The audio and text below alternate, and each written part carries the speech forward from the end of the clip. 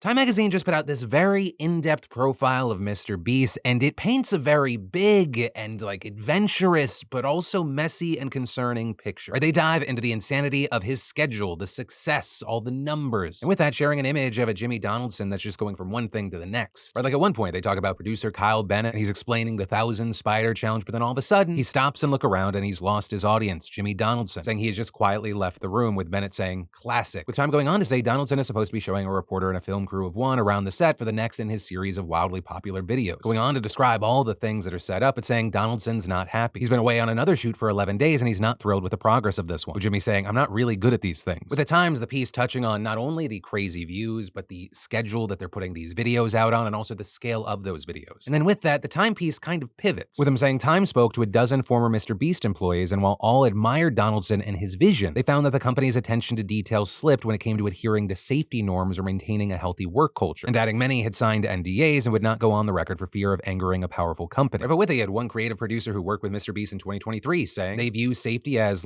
being overly cautious or a weakness, saying that he helped produce the Train versus Giant Pit video and was concerned about safety there, and when he suggested using OSHA protocols, he claimed, "I was told we don't need to worry about that." Meanwhile, you had others claiming they were asked to work with explosives and heavy machinery with little training on little notice, also saying one person would even update a board days without an accident every day. Several producers also saying there was pushback around hiring stunt experts, with one person even claiming to have been let go from their job for pushing for safety, though notably a spokesperson for the company said no one's ever been let go for that reason. And that spokesperson also adding safety is incredibly important and taken very seriously, noting that there are medics on every set and saying that the company is OSHA compliant. So that was a big aspect of the piece, but there were also people saying that while they had no issues with Jimmy, the company culture itself is toxic. One producer saying that there was a lot of bullying, saying people are experiencing enormous amounts of stress. There's a lot of fear that you can be fired at any moment. Because clear feedback isn't given, it's hard to know whether that's going to happen. The piece also talks about MrBeast's mom actually working for the company herself as the chief compliance officer, though in this piece, many said that she's really akin to HR, though notably, a spokesperson said she is not. You also had one filmmaker who worked with MrBeast saying he actually approached her to say, quote, "I'm going to tell you right now that if the company keeps treating people the way it's been treating people, Jimmy is going to have no one left to work for him." Though notably with all this, you had a spokesperson for the company telling Time, the company has high standards for performance and not everyone is best suited for this work. Though also with this, it is worth noting that this wasn't some mega hit piece. They talked about a lot of stuff in this, and there are things that people are pulling from it. But you also have things with people like Chris Tyson. And Chris, who transitioned last year, told Time, "This building we're in was one of the first places that I was able to feel comfortable enough to present as my authentic self." There are also interesting aspects about MrBeast's life and business, noting that his fame has taken a toll on how he lives his life. He barely goes out in public much to avoid mobs and crowds. He also doesn't see himself as rich, but that's also because with everything that he makes, he's reinvested. And his production company, that actually didn't churn a profit in 2023. And apparently, they don't expect that to change this year. And in fact, saying that 70% of revenue comes from Feastables. But ultimately,